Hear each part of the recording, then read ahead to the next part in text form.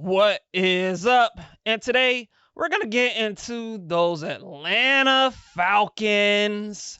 But before we get started, I just want to tell you guys to hit that subscribe button, like, comment, share this with your friends and family, and to continue to support my channel. Big as the Super Bowl. We are going to get into yet another disappointing loss by the Atlanta Falcons, this time to the Minnesota Vikings, 42-21. And that loss has now put the Falcons at 6-7, which means they are now under 500. They have now lost 4 games in a row. And yes, ladies and gentlemen, the Falcons are now losing their lead in the NFC South. They're now behind Tampa in the NFC South, with Tampa being 7-6 and Atlanta being 6-7, which means Atlanta is now 1 game behind Tampa. It's not looking good, ladies and gentlemen. It's not looking good. It's not looking good at all. The Atlanta Falcons did not look good against Minnesota. Granted, the game was actually kind of somewhat competitive for about 3 quarters. I mean, the game was 21-21. And then Minnesota kind of broke the game open after that, scoring 21 straight points. And like I said, the results ended up being 42-21. Now, if you look at this game against the Vikings, it was kind of interesting because, you know, the Falcons actually started the game off good. They got a touchdown on the opening drive to make it 7-0. And then after that, the offense was kind of up and down. And if you look at the score, the first half of the game, you know, the score ended up being 14-10. I think that was the halftime score. And if you looked at the halftime score, and if you actually watched the game, the defense was actually playing pretty good. The defense actually generated some pressure on Sam Darnold. For the second week in a row, the Atlanta Falcons defense got sacks. As a matter of fact, they finished the game with 5 in this game against Minnesota. And in the last 2 games, they have a grand total of 9 sacks in 2 games. And so the Falcons defense was actually able to get some pressure on the quarterback. And I thought they played a pretty good game. Because if you look at the first touchdown pass that the Vikings threw, you know, it was kind of like I want to say it was a right place, right time play, because the ball kind of got tipped, and then I think it was Jordan Addison who caught the ball, and it was weird. It was a weird play, but outside of that, that ended up being 7-0. And then on the other touchdown that Minnesota scored, it actually should have been a field goal. But the only reason it wasn't a field goal was because the Falcons defense, the Falcons special teams was offsides. And so it was a penalty on the Falcons special teams. And so it just wasn't good. I mean, it was a really weird display of football in the first half, but I felt like the defense was playing pretty well up to that point. And the Falcons offense was just sputtering up and down. Like, the Falcons scored on the opening drive, and then after that, it was just, on one hand, it was penalties on the offensive line. Every time the Falcons get a positive play, it gets called back because of a hold, a chop block or something. And other times the ball kept getting batted down by the Minnesota Vikings defensive line. Or Kirk Cousins also in the first half threw an awful pick. And I'm going to get to Kirk Cousins. Don't you guys worry. I'm going to get to him in a few moments. But he had a bad interception. And so the Falcons offense after the first drive just was up and down. And then in the second half of that game, the Falcons offense was actually moving the ball. Kirk Cousins made some really nice throws. Darnell Mooney had over 100 yards receiving. He was great. Drake London had another productive day. And so Kirk Cousins actually threw the ball, had a couple of nice little throws to put the Falcons in, and the Falcons scored. And so that ended up being the case here until he threw another bad interception, which put the game out of reach. And defensively, as well as they played in the first half, I thought in the second half, they were awful because it just felt like just consistently Sam Darnold was able to just find Justin Jefferson and find Jordan Addison for just big plays, and the Falcons secondary just got torched. I mean, they couldn't cover. They could not cover Justin Jefferson and Jordan Addison. Look, Justin Jefferson is the best receiver in the league in my eyes.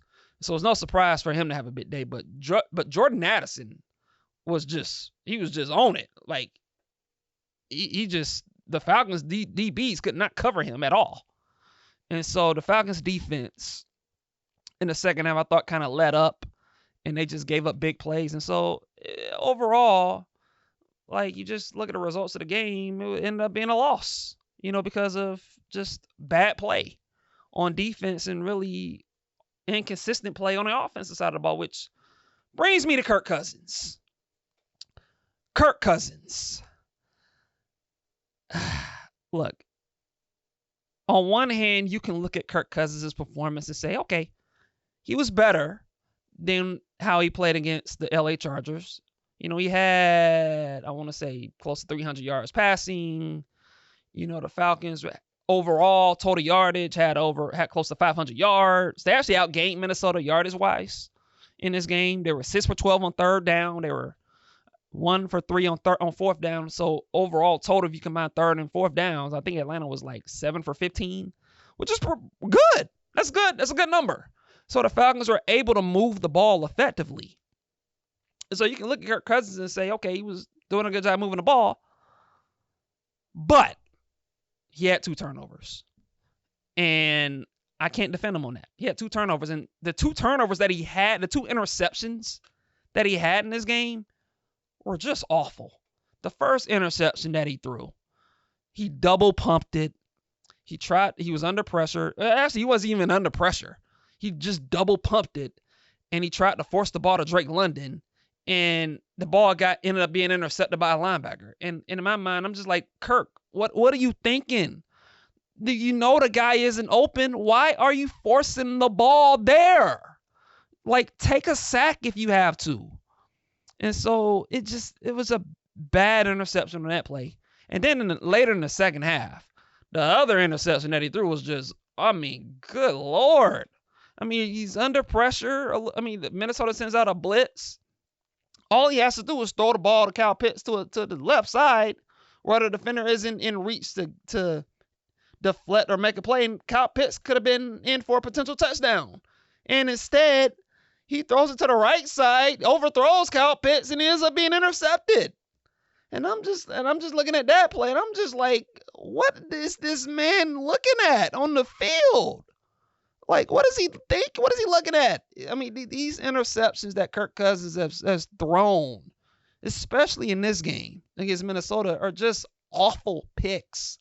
They're awful. And look, I don't think Kirk Cousins is the sole reason that the Falcons lost this game. I think everyone deserves blame. The defense, I thought, in the second half was really bad. Ray McCloud fumbled the ball after Minnesota was up 28-21. So Kirk never had a chance to kind of go down the field and drive or a touchdown. And look, offensively, like I said, penalties. Too many penalties once again. The offensive line letting Minnesota's defenders bat balls down, and Kirk Cousins just not making good decisions with the ball. To me, it's a team. This is one of those instances where all core parts of the team, offense, defense, and special teams, all play their hand in a loss like this. But for Kirk Cousins, this is now 4 weeks in a row that he's yet to throw a touchdown pass. He has 0 touchdowns and 8 interceptions in this past 4 games.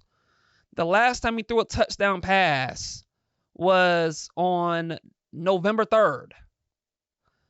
Today is December 9th.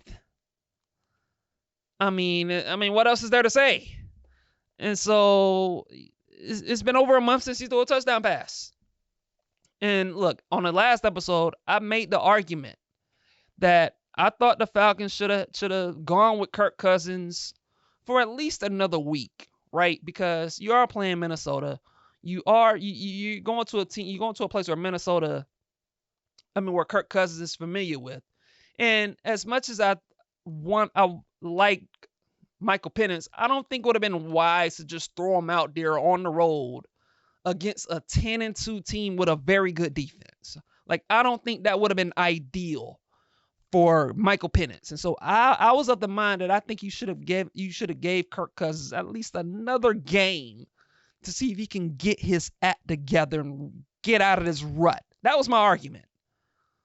But I gotta say, since the Falcons lost that game, and because Kirk Cousins had another game in which he had multiple turnovers, I gotta say, if the Falcons went with Michael Penix against the LA Raiders, I would not complain one bit. I would not complain.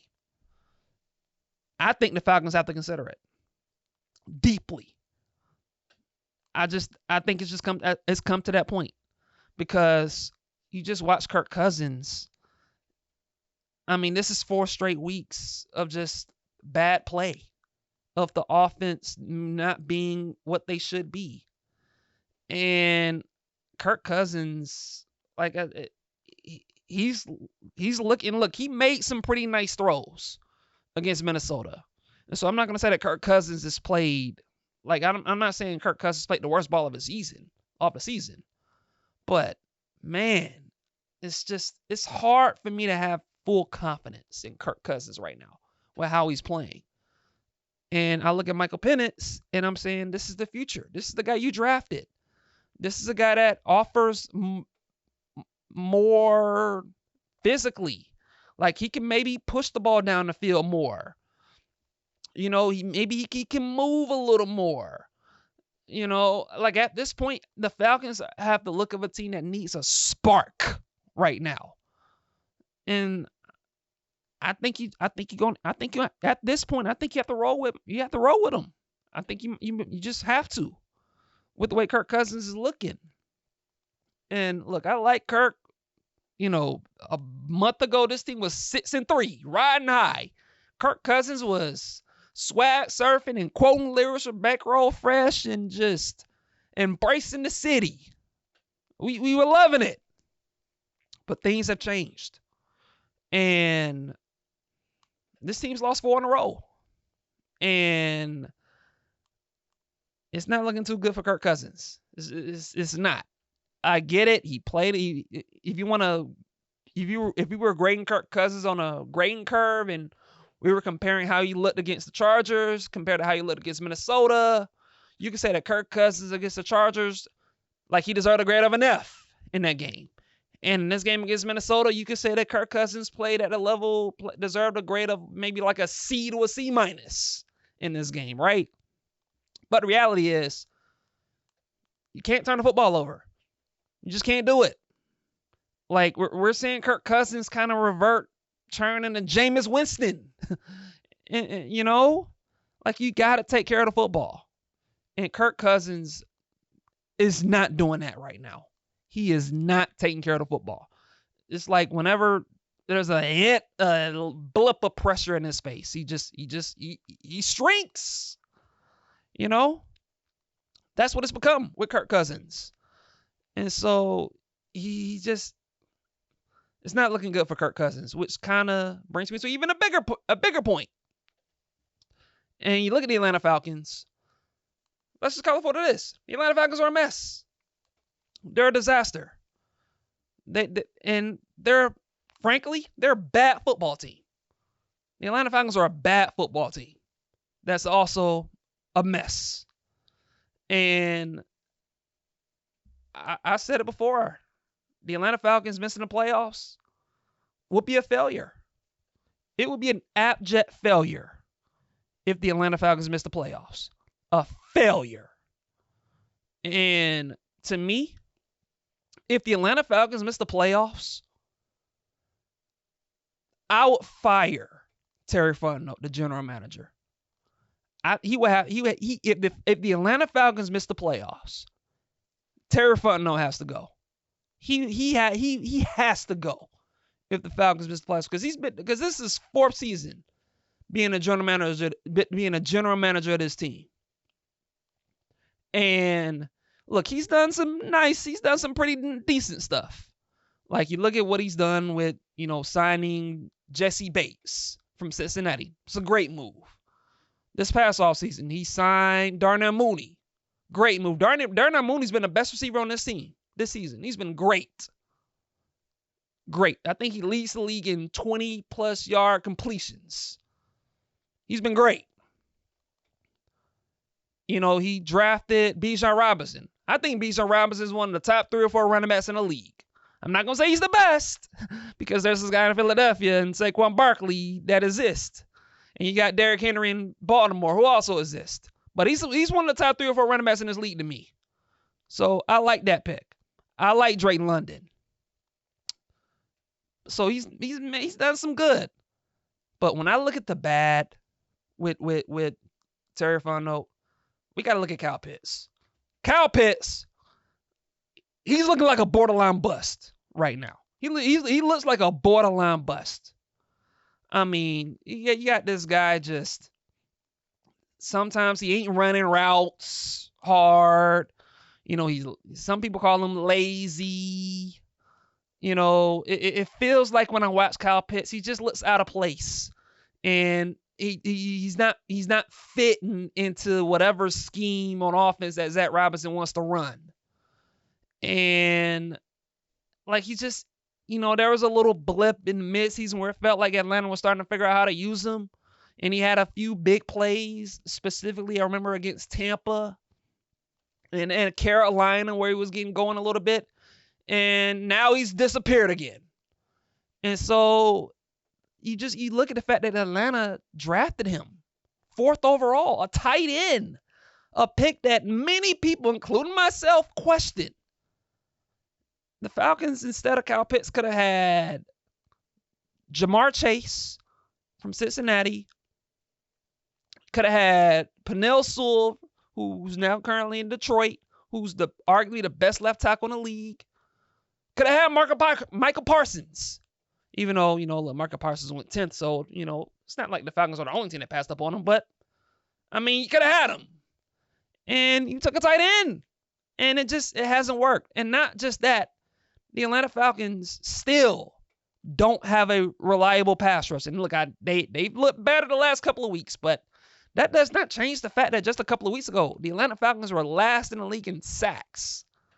And so the lack of a reliable pass rush, to me, the fact that this is now year 4 and the Falcons haven't done a good job they haven't found a guy, that falls on the feet of Terry Fontenot. And he has not gotten the job done. The secondary, as last we saw against Minnesota, and seeing not just Justin Jefferson, but Jordan Addison just laid a torture rack over these dudes. It just kind of exposed the fact that the Falcons don't have a secondary, consistent, especially at the cornerback spot, opposite A.J. Terrell.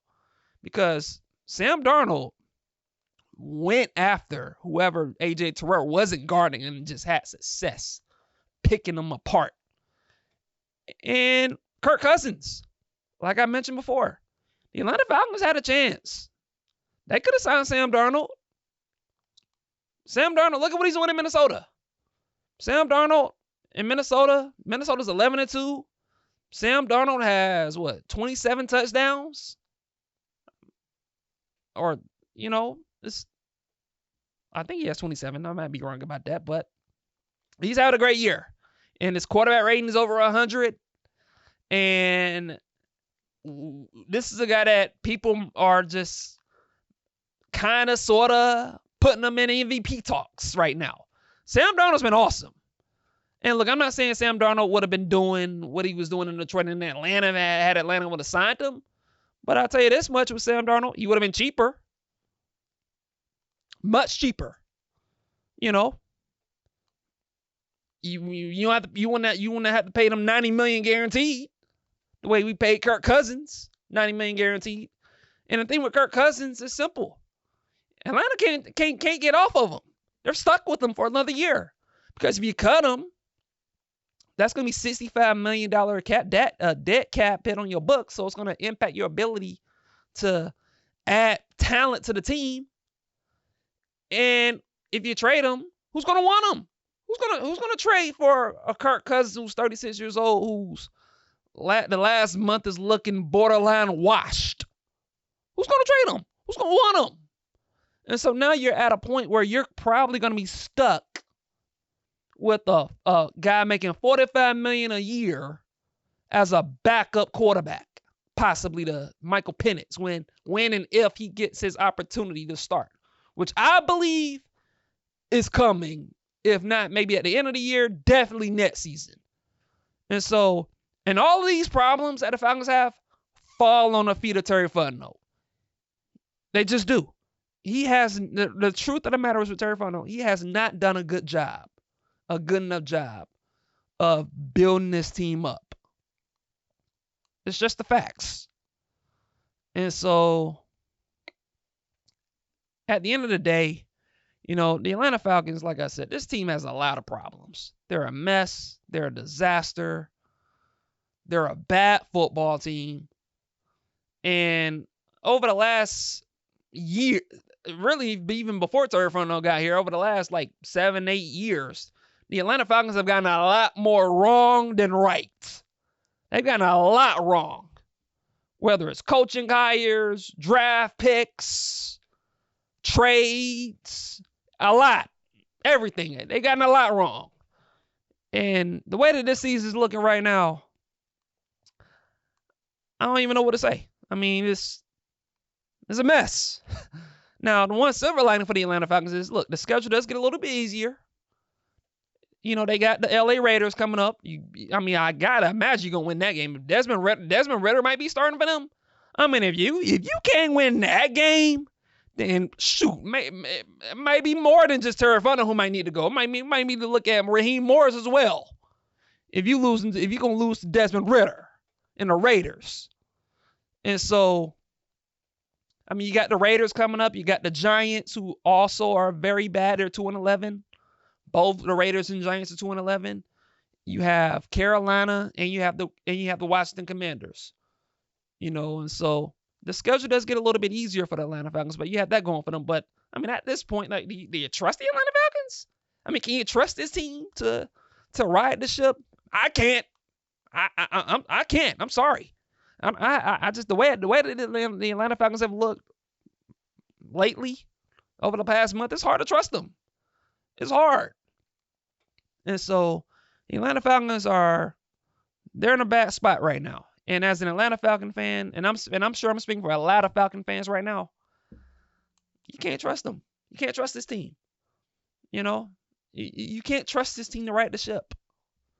You know, and that's just the reality right now. The Atlanta Falcons are not in a good place.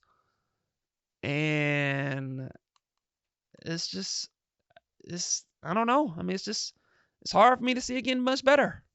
You know, it's the reality of the situation. But all we can do is just hope. And hey, I mean, it is what it is. You know?